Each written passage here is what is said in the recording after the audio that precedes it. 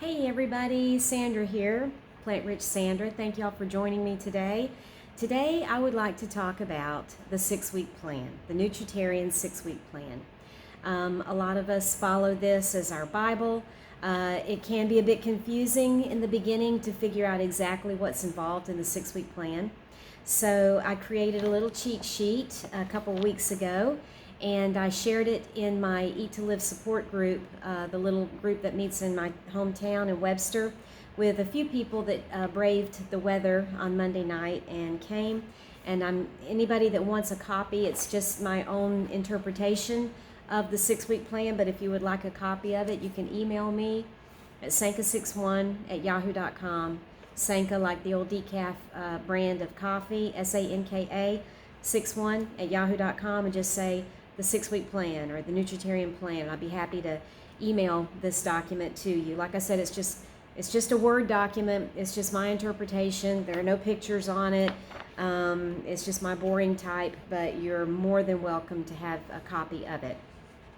So, first let me just say that everything that I've listed in this document is in the culinary sense of the food and not in the botanical sense. So even though we all know that a tomato is really a fruit, that's knowledge, but wisdom is not, using it in a fruit salad. So I list everything in a culinary sense in this document. Okay, number one, and G-bombs. Okay, most everybody who has had any exposure to the Nutritarian way of eating has heard the acronym G-bombs, which is greens, beans, onions, mushrooms, berries, and seeds. And G-bombs are definitely involved here in what I've listed as the 6-week plan, but they are not the 6-week plan. Okay, these are two different things. So I'm first going to talk about the 6-week plan, is what I actually plan on talking about today. So number one of Dr. Furman's most important sayings is the salad is the main dish. And he would love it if you would write that on a card, on a piece of paper, and tape that to the front of your refrigerator. The salad is the main dish. And what he means by that is that how important it is that you're eating your raw vegetables every day. They need to be the star of the show, is the raw vegetables. So you need to you need to go for variety, you need to go for colors, and you need to go for abundance when it comes to your raw vegetables, and your cooked as well. But how do people get in their raw vegetables? First of all, the amount that Dr. Furman would love for us to aim for is at least a pound of raw vegetables. And if you take a quart-size Ziploc bag and stuff it full of vegetables, of a variety of vegetables, you're going to end up with roughly a pound. So if you put a few cucumber slices in there and some carrot slices and some romaine lettuce, a little bit of lettuce or spinach or kale in there, some broccoli in there, and maybe some, let's see here, what else? You could put some zucchini slices in there. You could put little chunks of cauliflower in there. You could put some cherry tomatoes in there, some bean sprouts. You're going to end up with about a pound.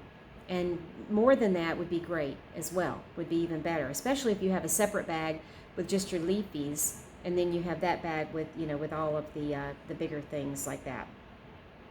I love to eat raw cabbage. I like to eat my red or purple cabbage raw, and then I buy the green cabbage that I put into my cooked dishes. But that's the beauty of this, is that we can all interpret this, and you can handle this however you want. The way I do it is probably not going to be the way you do it.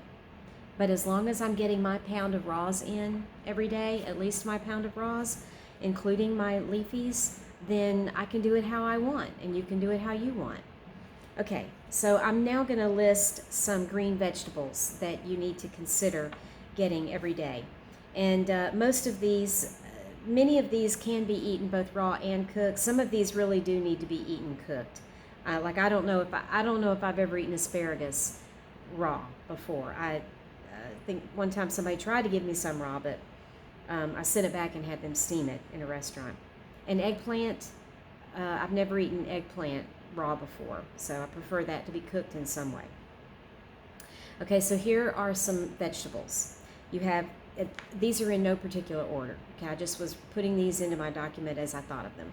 You have kale, romaine lettuce, Swiss chard leaves, spinach, collards, mustards, Bibb lettuce, butter lettuce, cabbage, you got your green and your purple, broccoli, bell peppers, green, red, yellow, orange, yum.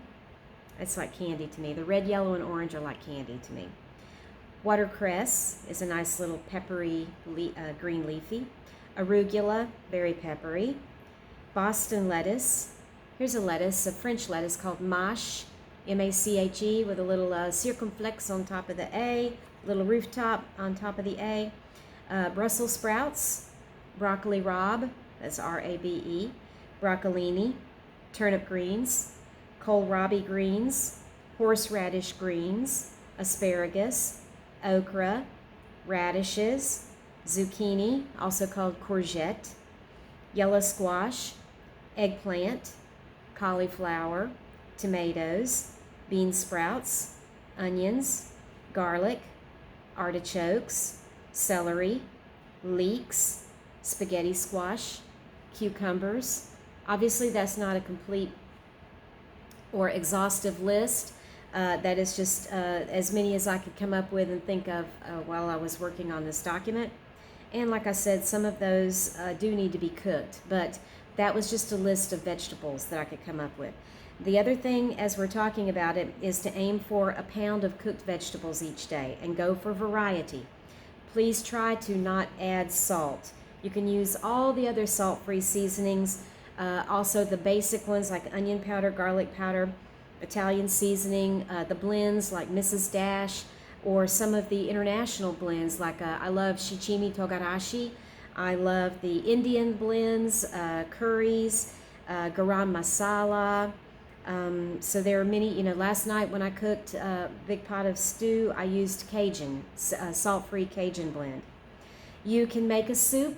You can make a stew, which is much more thicker. You can water saute. You can roast. You can steam. There are lots of ways to enjoy your cooked vegetables. And you may be thinking, I don't know what to do with them if I can't add salt and some ham hocks. I don't know what to do. But there are many, many ways that Nutritarians cook their vegetables and other whole food plant-based followers as well. Back up to the raw for a minute. In order to sit down, in order to eat a salad, you pretty much do have to sit down with your bowl and eat a salad. And it can be pretty big sometimes. A lot of Nutritarians go and buy special bowl. I have special bowls. A big bowl like this, they use an ulu knife. It has other names to it, the one with a rounded bottom to it. Some folks chop up their salad very small so that they can eat it with a tablespoon and get through it a lot quicker. The knife does most of the work. For me, I tend to take my vegetables and I put them in my Ziploc bag and I eat out of the bag with my fingertips. I'll eat my celery. I forgot celery in that list. And so I'll pick them up and eat them like that. And so you might want to consider, getting your vegetables in different ways. And it doesn't have to just be out of a bowl as a salad with a fork. Also, dressing. A lot of people like to make a very healthy dressing with a healthy fat mixed into it, like a cashew, ground up cashews. If you have a Ninja, you can pre-soak them, your nuts, and then put them in and they'll blend up quite nicely in a Ninja or a NutriBullet. If you own a Vitamix, there is no need to do any pre-soaking. You just put them in there. The Vitamix will puree it down to pure liquid, and that's I did have celery on there too. Okay, so just wanted to say that you can handle getting your raws and your cooked in many ways. There are no set. There are just so many different ways you can do it. So please don't give up thinking, I don't know what to do, I can't do this. You can do this. And there are many people that are willing to help you and to give you all kinds of ideas. And as usual, I recommend Dr. Furman's Quick and Easy Cookbook and the, I also, hang on, I'm going to get that shit. I know, sorry, Very irregular.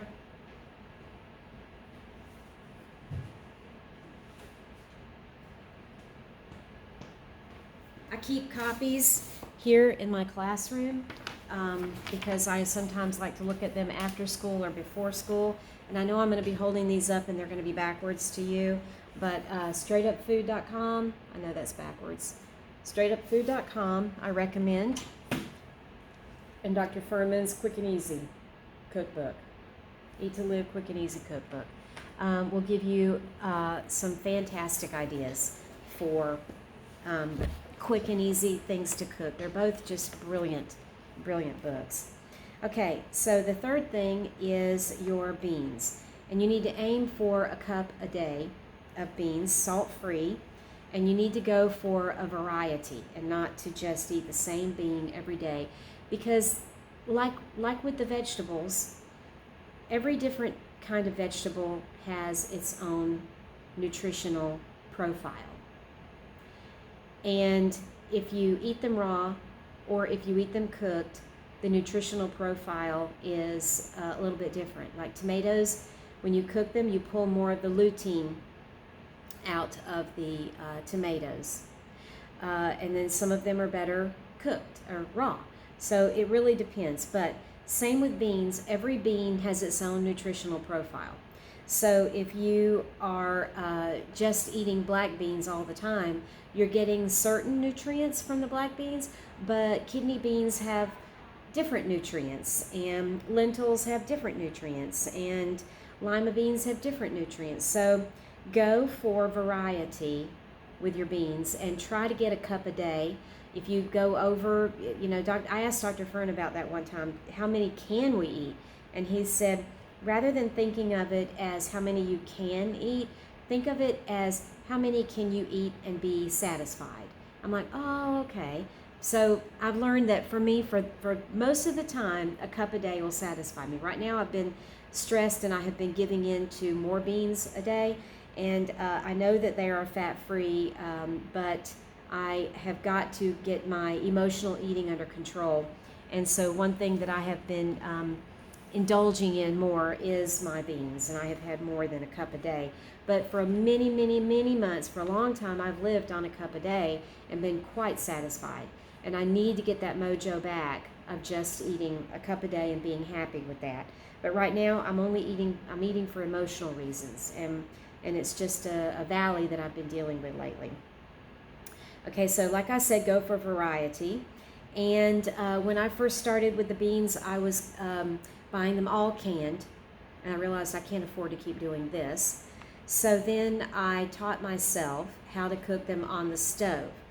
And I was cooking, sometimes I would take a Saturday and I would just batch cook. I remember one time I had 4 pots on the stove at the same time, and 2 large and 2 small. And when I was done with them and I had scooped them into my little Rubbermaid, screw-on lid Rubbermaid 1-cup containers and put all those in the freezer, it was like 5 o'clock in the afternoon, and I still had lots of bags of beans left because I had just been buying beans, a variety of beans. I thought, there's time. By 10 o'clock tonight, I could have more cooked. And I ended up cooking 3 more pots. So that day, I ended up cooking 7 pots of beans and getting it all in the freezer. It was my biggest effort ever. But that was all 3 to 4 hours of cooking on the stove and no pre-soaking because I'm not organized enough to pre-soak. And I had lots of beans for a long time, a cup a day. Then I discovered the Instant Pot, and that is a game changer because literally, like the commercial says, set it and forget it. You figure out what your ratio needs to be. You decide what seasonings you're going to use. For me, it's always the same. It is the garlic powder, the onion powder, and the Italian seasoning. And every now and then I will add cumin into beans, but I really don't like cumin that much. So, and sometimes I'll add turmeric, but I'm not a huge fan of that, so I don't always add that. One time I ruined a pot of pigeon peas with too much turmeric, and it's just kind of turned me off to it. Okay, so tons of beans to choose from. And if you do go for the canned, get the salt-free. If you can get the salt-free rather than the low sodium, you're better off, because even though you may rinse a can of low sodium beans, the salt is cooked into the beans. So you're not really getting all of the sodium out just by rinsing them or recooking them. So try to find the salt-free. If you go to Walmart, it's the green cans, because the blue cans are their regular beans, and the green version of the can is the no salt added. Okay, so now I'm going to list beans, as many as I could find in no particular order. We have cranberry, which I think is a cousin to the pinto bean. Pintos, dark red kidney beans, light red kidney beans, and the black turtle beans, Great Northern, navy beans, cannellini, which are also called white kidney beans, garbanzo, which are also called chickpea, lima beans, also called butter beans, soybeans, also called edamame, yellow lentils, yellow split peas, green split peas, orca, a bean called anasazi, which I believe is also related to pinto beans, adzuki, which are a sweet bean used for desserts in some countries, and I think they taste like black-eyed peas, and I'm not a fan. That's the one bean, these two beans, the black-eyed peas and the adzuki, that I really have not enjoyed as a nutritarian, and I've enjoyed all of these other beans. One time I made some green split peas and I didn't cook them long enough, and they were not very good. But other than that, I mean, that's just because I didn't cook them right. So red lentils, baby limas, tofu is made from beans, so I'm listing tofu here. Green lentils, black-eyed peas, pink peas, small red peas, fava beans, pigeon peas, which come from the Caribbean, lupini beans, L-U-P-I-N-I beans. Okay, at this point I want to tell y'all that I really don't recommend lupini beans myself. I bought a 5-pound bag of dried 5-pound bag of lupini beans after reading, well, I bought a little jar of them at Publix, I think it was. So they were in brine, and I'm like, interesting. And I get them home, and I open the jar, and I'm like, huh. And then I read on how you actually are supposed to eat them, but I'd ordered a 5-pound bag. So now at the house I have this unopened 5-pound bag of lupini beans. They're a very flat bean. They're white, and they are pretty big like this. So I Googled how you're supposed to prepare these lupini beans. And you have to soak them for like 7 to 10 days. And by the way, they are an Italian bean. They're very popular at Christmas. In Italy, I think they serve them as an appetizer on a little saucer with olives as an appetizer, lupini beans and olives.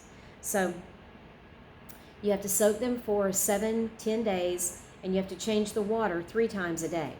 So if you work, you would do it first thing in the morning, and then immediately when you get home from work, and then again just before you go to bed, you change the water 3 times a day for a minimum of 7 days, maybe even 10 would be better. And you have to test them to see if they're still bitter. The raw bean is bitter. Okay, so then there is a special way you cook them, but there's also a special way that you are going to eat them. And so the jar that I bought, when I read online how you're supposed to eat them, they have a very, very, very tough skin. So you pick it up, and I think you eat them cold. Like I said, it's like an appetizer. You pick it up, and then with the tip of your teeth here, you bite the little end off, the end where they were stuck into the pod. You bite that off, and you spit that out. And then you take your fingertips and you squeeze, and the goodie comes out of the heart of the tough shell. The goodie comes out into your mouth, and then you eat that. You eat the inside, and you throw away the outer shell of it. So that's how you eat lupini beans. And so the bag is still sitting there because I have not decided yet in my mind that and if you don't do all this, I mean, if you don't properly process them, they are toxic. Okay, so you have that added to the list too to think about. They have to be soaked at least 7 days or maybe even longer until that bitterness goes away before you can eat them and continue cooking them. The next thing on the list is fruit that I want to talk about. And you need to aim for 3 to 6 servings of fruit every day. And better to go with fresh, but you can also go with frozen, especially this day and age. Frozen would be fine. Try, though, if you can, to stay away from canned beans, especially beans in heavy syrup. Try to stay away from that. And again, go for variety.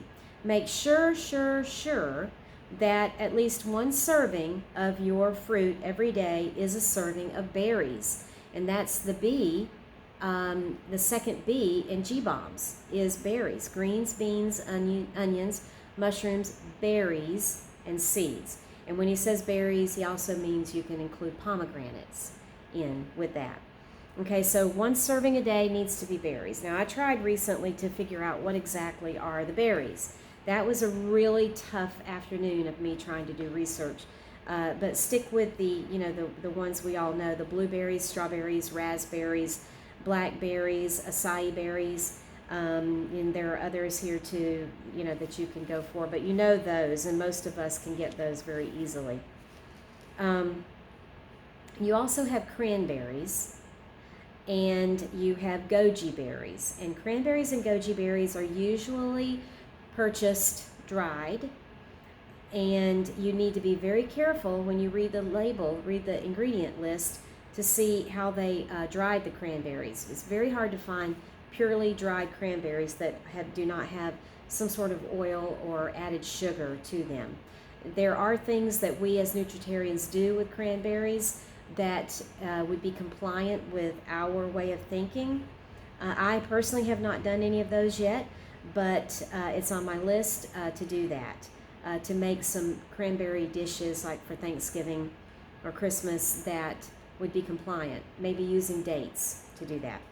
All right, so some of these, all of these are things that are usually eaten fresh or come frozen, one or the other or both, okay?